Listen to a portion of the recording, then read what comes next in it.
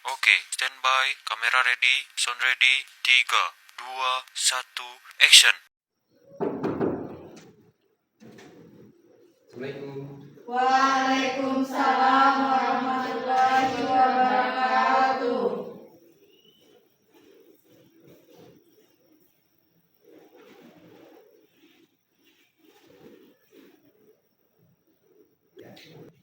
Assalamualaikum warahmatullahi wabarakatuh. Waalaikumsalam warahmatullahi wabarakatuh. Selamat sore adik-adik.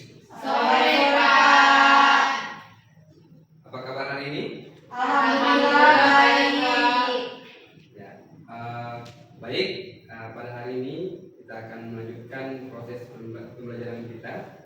Apakah adik-adik sekalian sudah makan siang? Sudah Pak. Nah,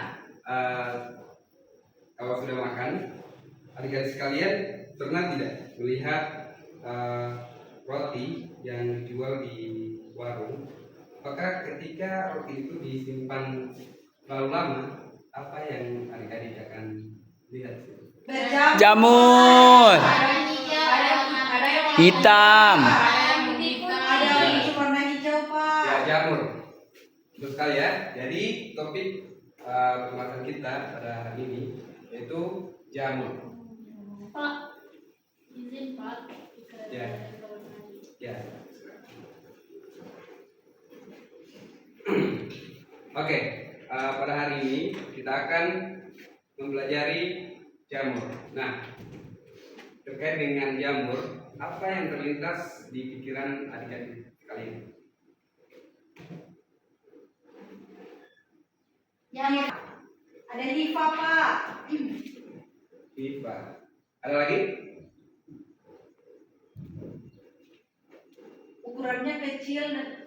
Ada yang Oke, kecil, ada yang ukurannya ada yang kecil, Mikro dan makro.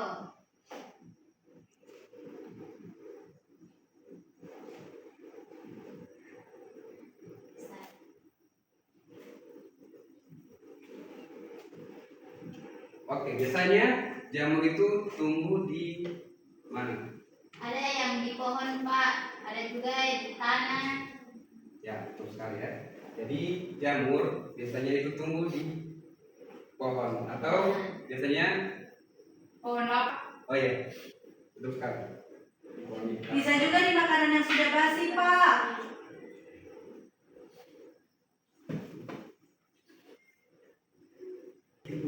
Ya, betul sekali ya. Jamur biasanya tumbuh di pohon yang sudah lapuk dan makanan yang basi. Ya Pak.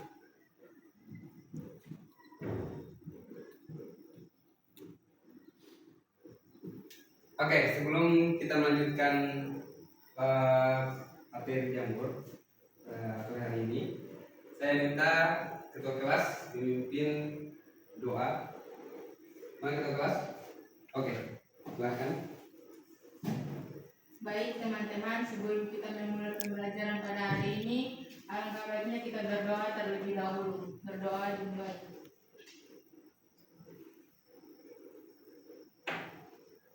Berdoa selesai.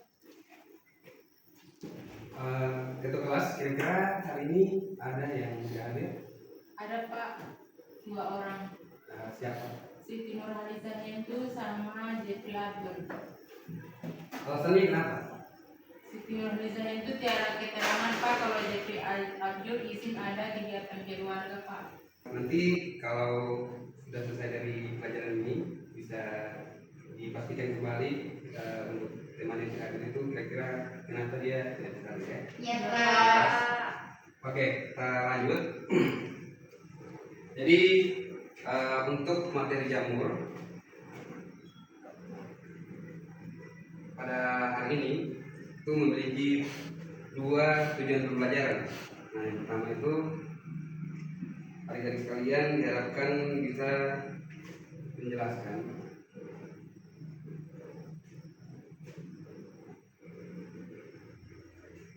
struktur tubuh dari jamur itu sendiri. Kemudian yang kedua, adik-adik sekalian diharapkan bisa mengelompokkan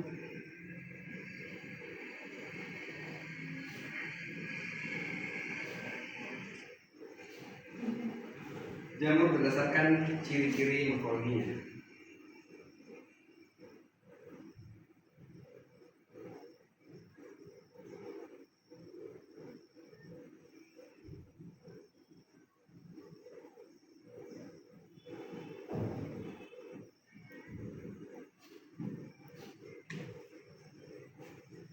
Oke, berbicara tentang jamur, di sini adik-adik sekalian tahu tidak, jamur itu ada yang bisa dimakan dan ada yang tidak bisa dimakan. Ya, Pak. Oke, kalau begitu sekarang aku mau tanya, kira-kira adik-adik sekalian tahu ciri-ciri dari jamur yang bisa dimakan dan tidak bisa dimakan? Saya Pak. Ya, silakan Trinilda. Baik Pak, jadi berdasarkan literatur yang pernah saya baca, ada perbedaan antara jamur yang beracun dengan jamur yang bisa dikonsumsi oleh manusia. Nah, salah satunya itu dia terletak pada warnanya atau pada coraknya. Jika kita menemukan jamur dengan warna yang terlalu mencolok, maka sebaiknya kita menghindari atau menjauhkan diri dari jamur tersebut, karena bisa jadi jamur itu dia beracun. Ya, sangat benar sekali apa yang disampaikan oleh Sri Melda tadi, bahwa jamur yang memiliki ciri-ciri warna yang mencolok itu sebaiknya tidak dihindari karena sebagian dari jamur tersebut memiliki racun. Ya, Ya Pak. Ya, jadi untuk pengertian dari jamur sendiri itu merupakan organisme eukaryotik yang kebanyakan multiseluler dan beberapa uniseluler tidak berklorofil, dinding selnya mengandung kitin dan glukan. Nah, jamur sendiri bersifat heterotrof, yaitu sebagai sportif, parasit, dan hidup bersimbiosis dengan organisme lain. Artinya jamur sendiri itu tidak bisa hidup tanpa organisme lain. Nah, makanya jamur itu biasanya hidup di roti, pohon, Atau di pohon, Di pohon. kayu, dan dalam biasanya tumbuh di makanan yang sudah basi. Ya, benar sekali.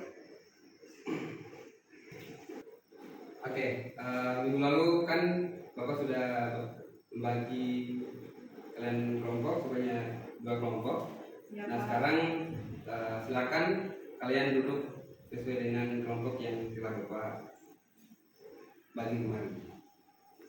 Ya, Pak. Kemudian untuk kelompok 1 di sebelah sini dan kelompok 2 di sebelah kiri Bapak. Baik, Pak. Terima kasih, Pak.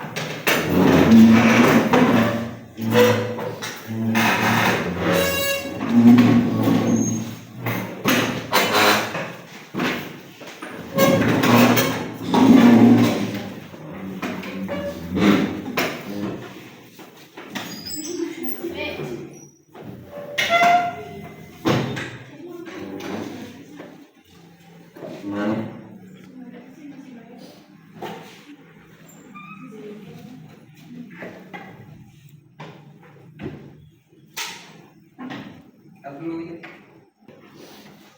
Ya, terima kasih sudah duduk sesuai dengan kelompok. Sekarang Bapak akan membagikan KPD. Nah, nanti sebentar adik-adik silakan mengerjakan soal yang terdapat pada bagian belakang KPD. Ya Itu Pak. terdapat 6 nomor. Nanti kelompok 1 menjawab dari nomor 1 sampai dengan nomor 3. Kemudian kelompok 2 menjawab dari nomor 4 sampai dengan nomor 6. Baik Pak. Oke, silakan berdiskusi dan menjawab pertanyaan yang ada di dalam KPD. Ya Apabila Pak. ada yang ingin ditanyakan, acungkan tangan dan silakan bertanya kepada Bapak. Siap Pak. Ya, waktu diskusi Bapak berikan selama 8 menit. Itu saya persilakan pada adik-adik untuk berdiskusi. Baik Pak.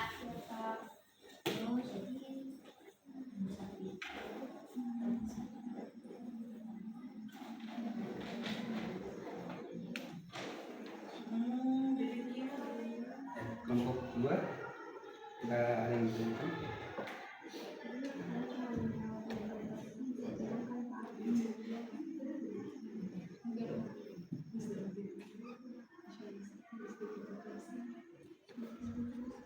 Nantinya kalian akan menjawab itu pertanyaannya mengenai cara jamur.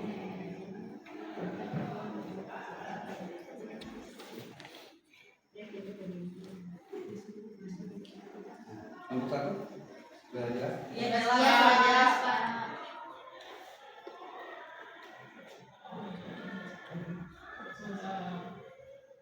Oh, jadi Oh, salah. Jelas Pak. Ya. Oh, Pak, jadi Pak, jadi di sini saya masih bingung dengan pertanyaan yang pertama.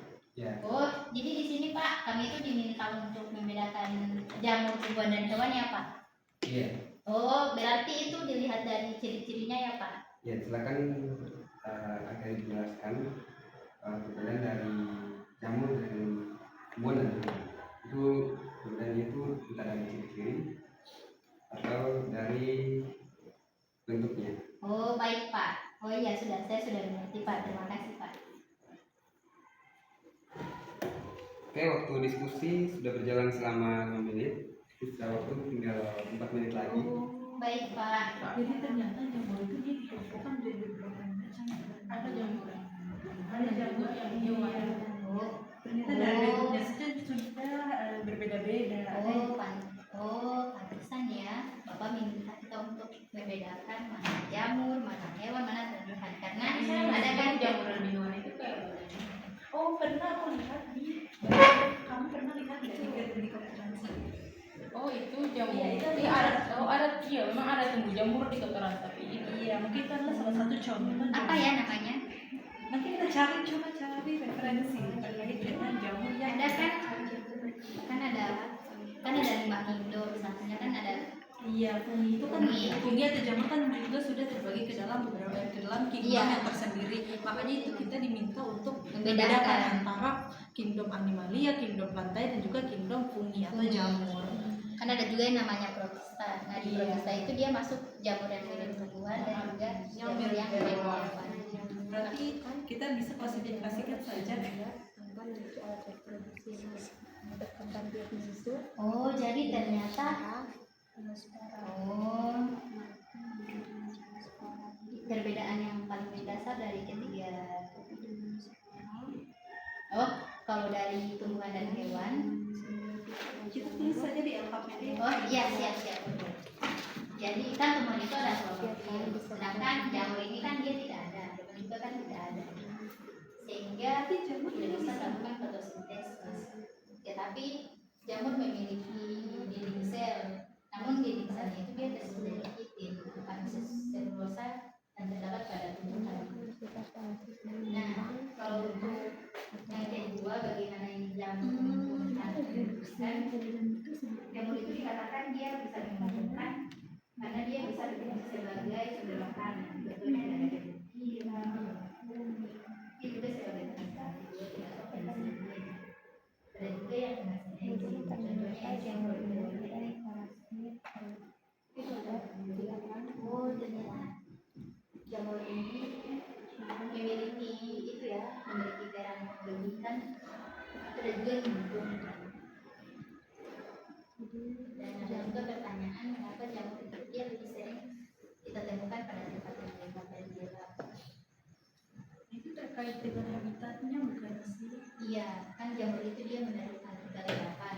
Sedangkan yang kita tahu jika tempat yang gelap, pasti kan suhunya juga itu yang lebih bawah dibandingkan dengan yang panas begini kan, yang terkena cahaya atau terang. Karena biasanya kalau misalnya dia itu terang, biasanya kan panas. Iya. Oh, jadi begitu ya. Oke. Pak, kelompok 1 sudah selesai. Oke, kalau sudah selesai, kelompok 2 sudah selesai juga. Oke, ya, pas ya. Waktu yang Ya. ditentukan sudah 8 menit waktu diskusi. Oke, sekarang Bapak minta perwakilan tiap-tiap kelompok untuk memaparkan hasil dari diskusinya masing-masing. Untuk ketua kelompok 1, Dari Bapak. oke, silakan untuk Ini memaparkan. jawabannya sudah Kak.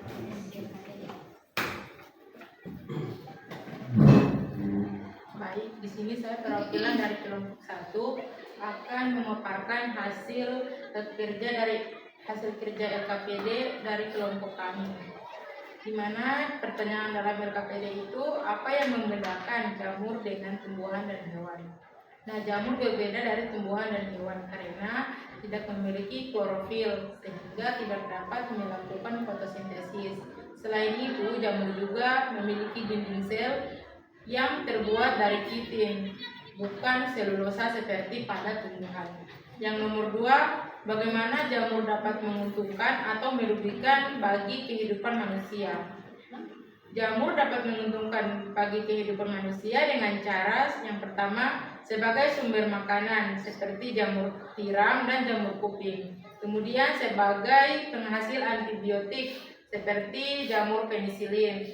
Yang ketiga sebagai penghasil enzim yaitu enzim proteolitik. Namun ada juga jamur yang merugikan bagi kehidupan manusia dengan cara sebagai patogen. Nah, jamur juga menyebabkan penyakit pada tanaman dan hewan.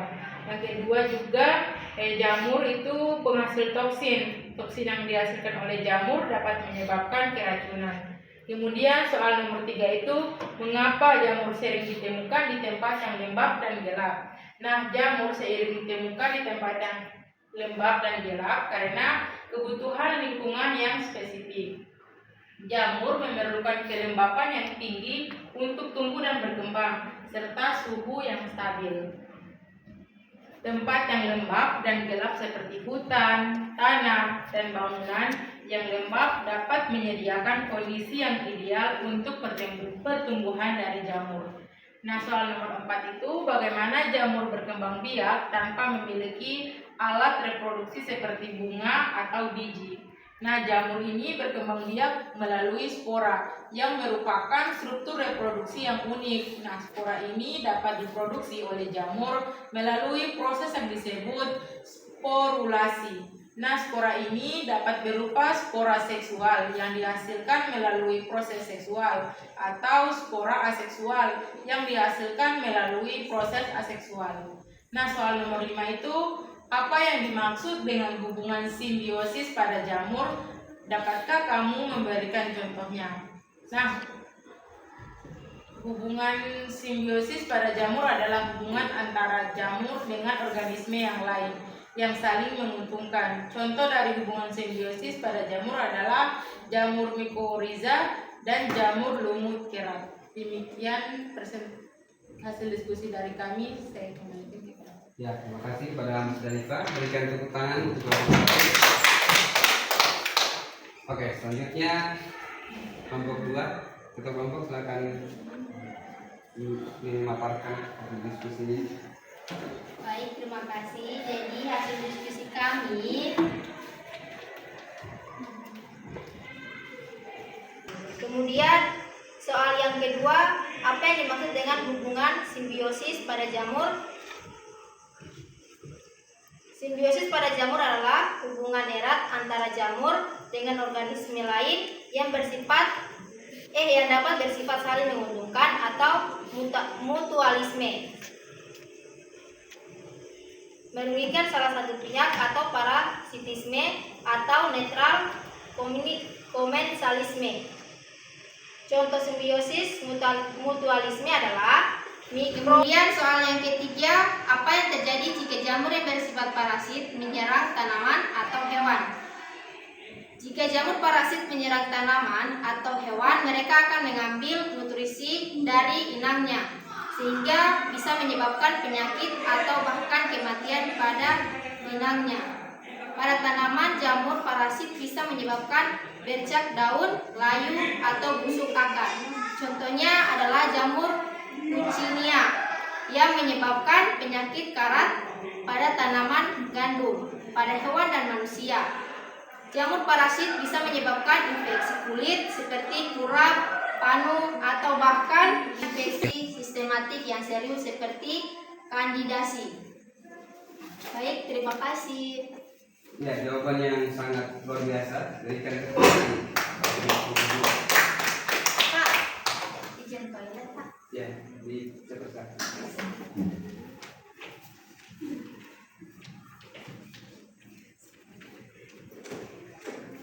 Oke, sudah selesai diskusi kita.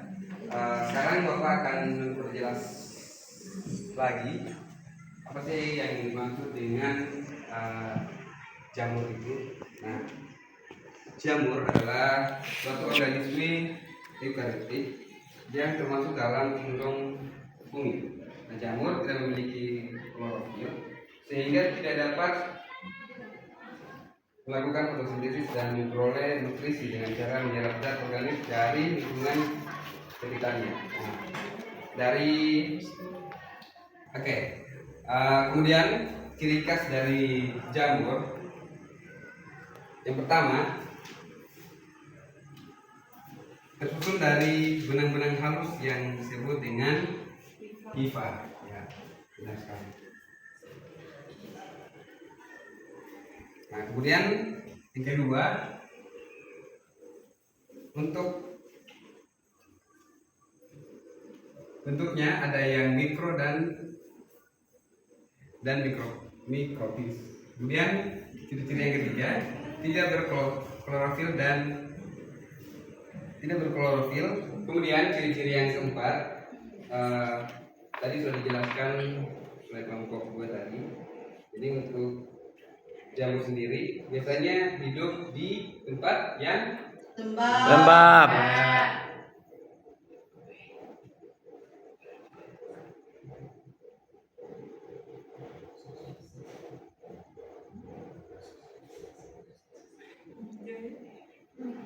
reproduksi jamur. Jadi reproduksi jamur terdiri dari 2, yaitu aseksual dan seksual.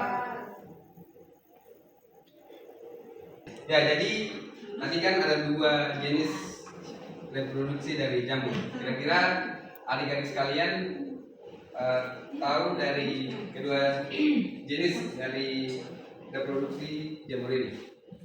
Ya, di sini adik-adik ada yang tahu perbedaan dari reproduksi jamur seksual dan aseksual? Saya Pak. Nah, silakan.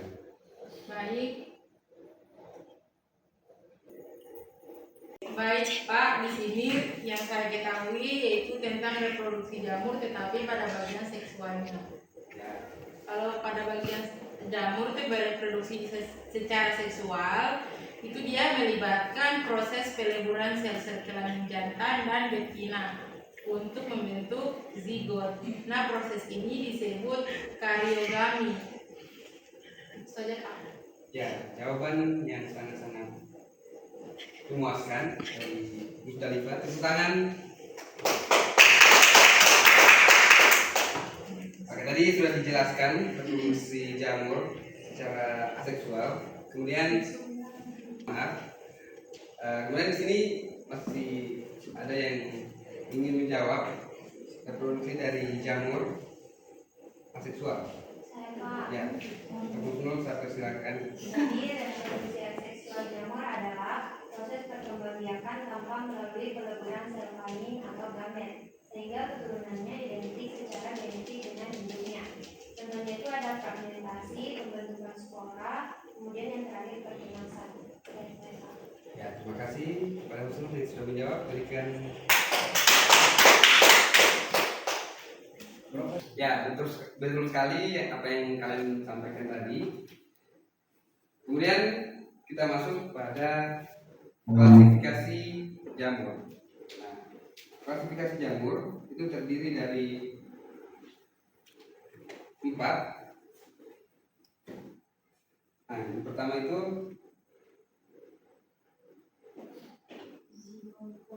zygomicota.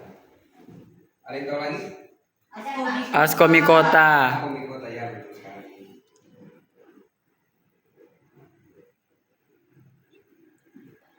Kemudian apalagi adik-adik? Basidiomycota.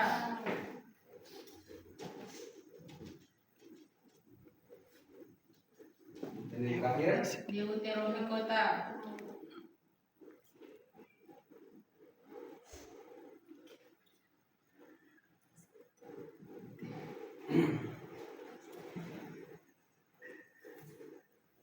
ya, jadi adik-adik sekalian, di sini ada 4 klasifikasi dari jamur.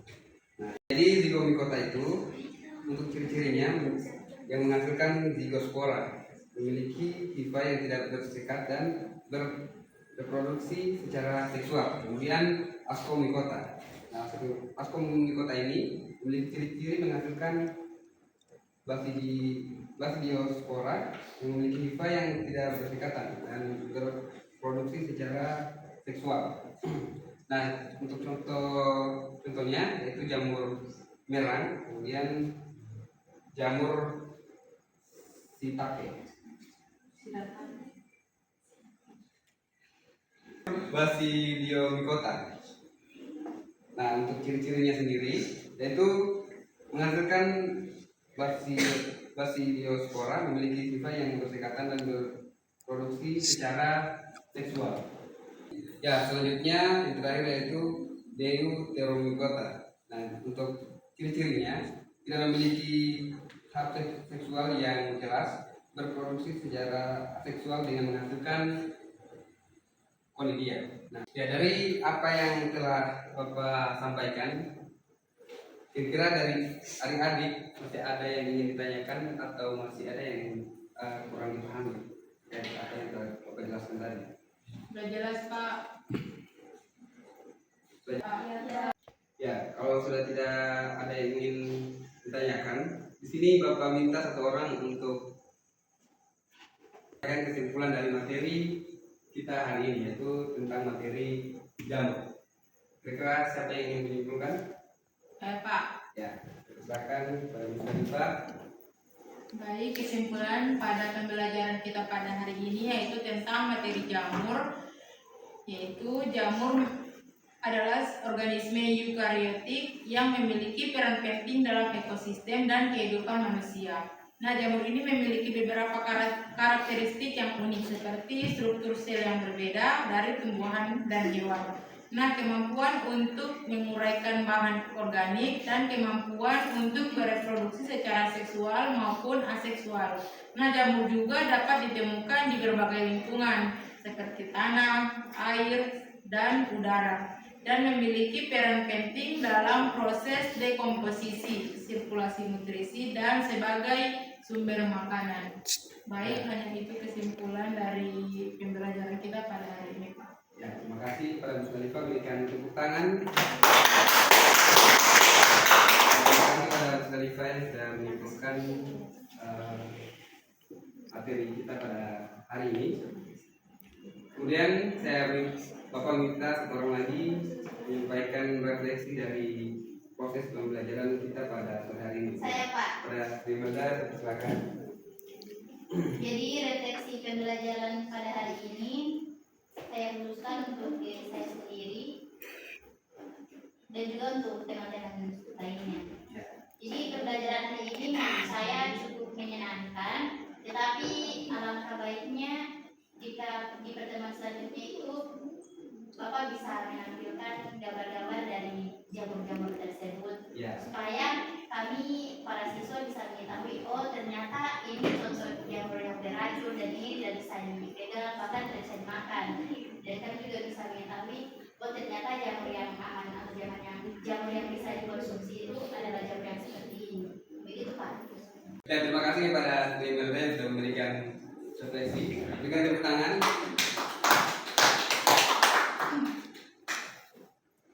Ya, baik. Bapak cukupkan penjelasan kita pada hari ini terkait dengan materi jamur. Oke, jika tidak ada yang ingin bertanya lagi, maka berakhirlah sudah pertemuan kita pada sore hari ini. Jika masih ada yang ingin ditanyakan, silakan tanyakan di pertemuan selanjutnya. Ya, Pak. Ya, baik. Kita akhiri proses pembelajaran pada hari ini. Ketua kelas silakan pimpin doa. Baik teman-teman, Sebelum kita pulang, marilah kita berdoa terlebih dahulu agar pembelajaran kita pada hari ini dapat bermanfaat bagi kita. Doa dimulai. Berdoa selesai. Ya, saya ucapkan terima kasih kepada adik-adik yang sudah meningkatkan apa tadi. Kemudian beberapa kata dari Bapak mohon dimaafkan. Bapak akhiri, bila taufiq hidayah. Assalamualaikum warahmatullahi wabarakatuh. Waalaikumsalam warahmatullahi wabarakatuh. Ya, sebelum keluar ke kelas silakan diatur dan dihapus papan tulisnya. Baik Pak. Terima kasih Pak. Terima kasih Pak. Terima kasih Pak. Ya Pak.